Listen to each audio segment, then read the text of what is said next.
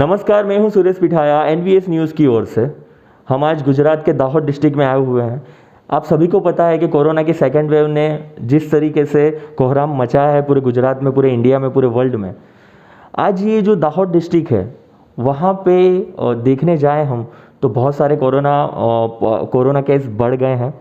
अब इससे दाहोद डिस्ट्रिक्ट के लोग कैसे बच पाएंगे सेकेंड वेव से, ये जानने के लिए हम जुड़े हैं आज डॉक्टर केतन पटेल से, जो दाहोद के जाने माने डॉक्टर हैं। हम उनसे जानेंगे कि सेकेंड वेव से पब्लिक कैसे बच सकती है। सर, थैंक यू, आपने आपका कीमती टाइम हमें दिया। एंड सर, मेरा यही सवाल है कि लोग ये कोरोना वायरस की सेकेंड वेव है उससे कैसे बच सकते हैं। First of all NVS news का आभार व्यक्त करता हूँ। मैं doctor Ketan Patel, IMA president Dahod.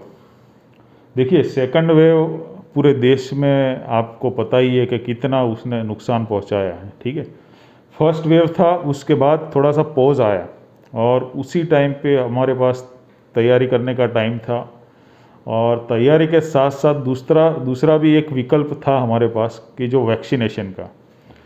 Vaccination अपने पास एक बहुत बड़ा और आखिरी हथियार है ये कोरोना से लड़ने के लिए। ठीक है, वैक्सीनेशन 16 जनवरी को शुरू हुआ, दाहोद में भी 16 जनवरी पूरे देश में। तो दाहोद में जब शुरू हुआ तो सबसे पहले लेने वालों में मैं था एक, कि मैंने सबसे पहले एक डोज लिया था वैक्सीनेशन का। और मैं अभी ये कोरोना हॉस्पिटल में चला रहा हूँ अपने यहाँ से। इतने दिन से कोरोना के पेशेंटों के साथ में संपर्क में हूँ, इनकी ट्रीटमेंट करता हूँ, लेकिन अभी तक मुझे ये कोरोना का इन्फेक्शन हुआ नहीं है। उसकी जो श्रेय है वो कोरोना वैक्सीन को ही जाता है।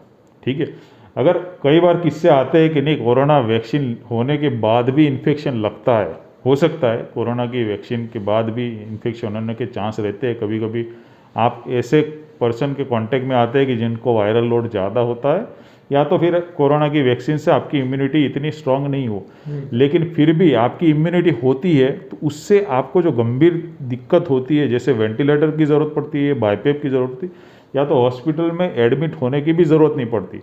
100 में से 100 लोगों ने वैक्सीन लेने वाले लोगों को इन्फेक्शन होता है, तो उसमें 5 या 2 से 5 लोगों को सिर्फ हॉस्पिटल में एडमिट होने की बहुत ही कम है वैक्सीनेशन करवाने के। या बिल्कुल। तो अभी जो जिनको ये सेकंड वेव में दिक्कत होती है, इन सारे लोगों ने या तो वैक्सीनेशन नहीं ली है, या तो वो एज ग्रुप में नहीं आ रहे थे कि जो गवर्नमेंट ने डिसाइड किया था कि 60 प्लस या 45 प्लस में वैक्सीन देना है। तो मेरा सबसे निवेदन यही है कि अब तो शायद गवर्नमेंट ने फ्री कर दिया है, मतलब 18 से ऊपर वाले सभी लोग ले सकते हैं। तो वैक्सीनेशन की कोई साइड इफेक्ट नहीं है, वैक्सीनेशन सेफ है। हाँ, कितनी इफेक्टिव है, ऑलमोस्ट 60 to 90% के बीच में इफेक्टिव है। कई बार इफेक्ट नहीं भी होता, लेकिन उसकी कोई मेजर साइड इफेक्ट नहीं अभी तक। इतने सारे लोगों ने मतलब इतने डोज दिए है, लेकिन इंडिया में बनी हुई वैक्सीन सेफ है, इसमें कोई दो मत नहीं है, सबको लेनी चाहिए। अभी तो मतलब पहले था कि नहीं प्रेगनेंसी में नहीं लेना चाहिए, लैक्टेशन में नहीं लेना चाहिए, या तो दूसरी कोई कोमॉर्बिड कंडीशन, लेकिन शायद वो भी अभी धीरे धीरे क्लियर हो गया है कि सारे लोगों के लिए सेफ है। और जिनको भी मौका मिले जल्द से जल्द वैक्सीनेशन लेना चाहिए। उसका वैक्सीनेशन ही एक उपाय है पूरे देश में ये कोरोना से मुक्त करने के लिए। सर, ये सवाल तो था, और आप सभी भी देख रहे हैं कि वैक्सीनेशन के लिए सर ने किस तरीके से कहा कितना ज़रूरी है, और ये आखिरी हथियार वैक्सीनेशन ही है। सर, अब दूसरा जो दाहोद में मैं 2 या 3 डेज से हूँ, मुझे यहाँ पे बहुत सारे रूमर सुनने मिल रहे हैं कि बहुत सारे ऐसे लोग हैं जिनकी कोरोना से डेथ हो रही है, उनके परिवारजन उनके पास नहीं जा रहे हैं। एक डर है सर उन लोगों में कि शायद हमें भी कोरोना हो जाए। बहुत से लोग डेड बॉडी रिसीव करने भी नहीं जा रहे हैं। तो सर, इसके बारे में आप क्या कहना चाहते हैं कि अगर कोई की डेथ होती है तो किस तरीके, अगर वो कोरोना फैल सकता है, यानी कि जो पर्सन उनकी डेड बॉडी लेके जाएंगे, उनके साथ रहेंगे, तो उनको भी वो इफ़ेक्ट कर सकता है? देखिए, अब तो पूरी दुनिया में पता है कि कोरोना कैसे फैलता है। ठीक है, कोरोना फैलता है अपने सांस लेने से। सांस जो बाहर निकालते हैं या तो बात करते हैं, उसी से मतलब रेस्पिरेशन से फैलता है। अब मरा हुआ आदमी तो सांस लेता नहीं है, स्प्रेड नहीं कर पाएगा। ठीक है ना, ब्रीदिंग होती नहीं है, तो आप उसके पास भी खड़े हो तो उसमें से तो वायरस निकलने वाला ही नहीं है। हो सकता है उसकी बॉडी के ऊपर वायरस हो।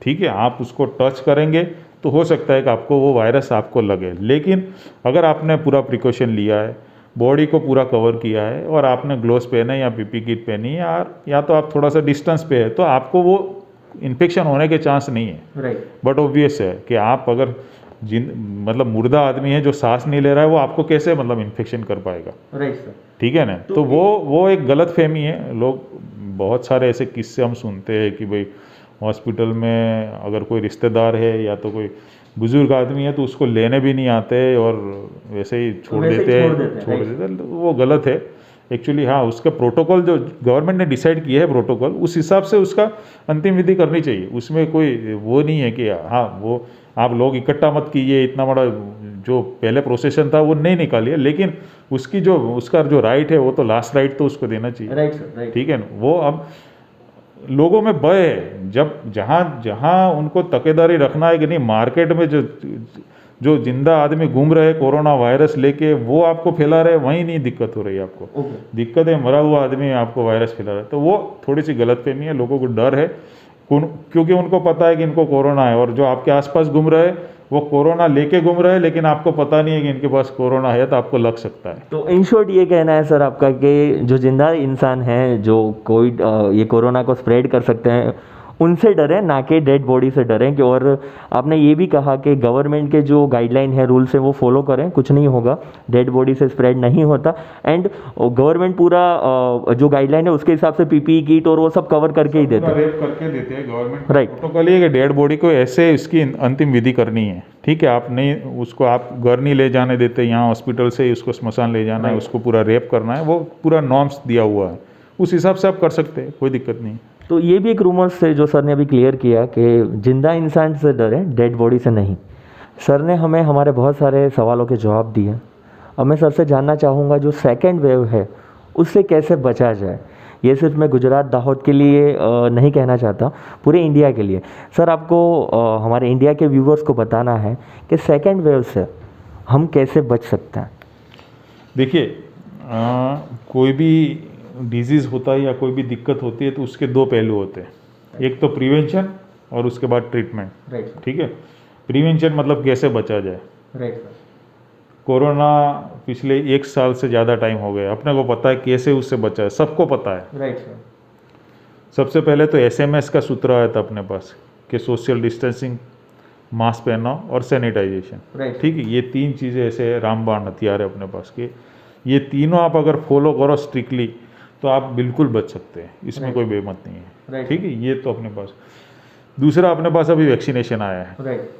ठीक है, वैक्सीनेशन लगाओ, आप बच जाओगे। तीसरा, देखिए फर्स्ट वेव में पूरे इंडिया में लॉकडाउन हुआ था। Right sir. ठीक है, लॉकडाउन क्यों किया था कि बस इससे बचने के लिए। Right sir. अब अपने पास तीसरा विकल्प ये है, क्योंकि अभी ये कम्युनिटी स्प्रेड है, किसी को भी कोरोना हो सकता है और कहीं से भी आता, कोई पता नहीं है, ये चेन पता नहीं चलेगी, चेन कहाँ है पता नहीं है। राइट। ठीक है, तो उसको ब्रेक करने के लिए लॉकडाउन जरूरी है। ठीक है, राइट सर। अब लॉकडाउन लगाना नहीं लगाना वो गवर्नमेंट का मतलब उसमें आता है कि गवर्नमेंट उसके बहुत सारे पहलू को सोच के फिर डिसाइड करती है कि लॉकडाउन लोगों के हित में है कि नहीं है। ठीक है, लेकिन अगर लॉकडाउन नहीं लगता है तो लोगों को सेल्फ डिसिप्लिन में आना पड़ेगा, सेल्फ डिसिप्लिन। ठीक है, गवर्नमेंट ने जो करना था वो सब कुछ कर दिया, अब आपके ऊपर है कि आपको क्या करना है। Right sir. ठीक है, कंडीशन तो आप देख ही रहे कि अभी मतलब हॉस्पिटलों में कहीं पर भी जगह नहीं मिल रही है, अवेलेबल नहीं। ठीक है, क्योंकि देखिए कोई भी चीज़ की एक कैपेसिटी है, उसके ज़्यादा आप उसको खींचोगे तो फिर वो ब्रेक हो जाती है, तो सिस्टम कोलैप्स हो जाती है। ठीक है, इतना टाइम मिला, इतनी सारी तैयारी करी, लेकिन फिर भी अपना पॉपुलेशन इतना है कि आप जितनी भी तैयारी करो इतनी कमी पड़ेगी, कम ही होनी है। राइट, कम ही होनी है। ठीक है, तो इसको चेन ब्रेक डाउन करने के लिए या तो लॉकडाउन लोकल बॉडीज लगाए, या तो कुछ मतलब रिस्ट्रिक्शन लगाए, चलो लॉकडाउन नहीं उसको रिस्ट्रिक्शन बोल सकते कि रिस्ट्रिक्शन लगाए, या दूसरा रिस्ट्रिक्शन के साथ साथ अगर लोग फॉलो नहीं करेंगे उसको नॉर्म्स को या जो गाइडलाइन दी है वो, तो फिर उसका कोई ये चलता ही रहेगा।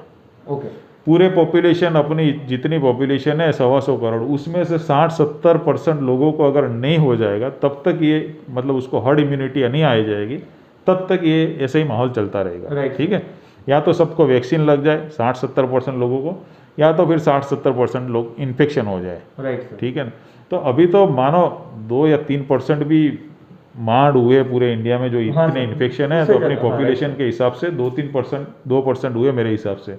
इतने में इतना हाहाकार है, तो आप सोच लीजिए कि 50 या 60% लोगों को लगेगा तो क्या होगा, मतलब सिस्टम कहाँ कैसे काम करेगी और कैसे, इतने में तो मतलब कैसे आप जितने भी रिसोर्स आप लाओगे सब कम पड़ेंगे। सब कम पड़ेंगे। अभी 2-3% में ही ये सिचुएशन है। हाँ, तो 2% में, 3% भी नहीं, राइट, अभी तो 2% ही है। 2% में जो आंकड़ा आप बता रहे हैं, अगर ये 60% में गया, अगर ये जो आपने बताया कि जो 1 ईयर से कहा जा रहा है, लोगों को पता ही है। अब एक इलाज है सिर्फ वैक्सीनेशन। वैक्सीनेशन के सिवाय भी आपको ये ध्यान रखना होगा, जो गवर्नमेंट ने जो उनके रूल्स एंड रेगुलेशन बताए हैं कि इस तरीके से कोरोना से बचा। डिसिप्लिन में सबको सेल्फ डिसिप्लिन में आना पड़ेगा।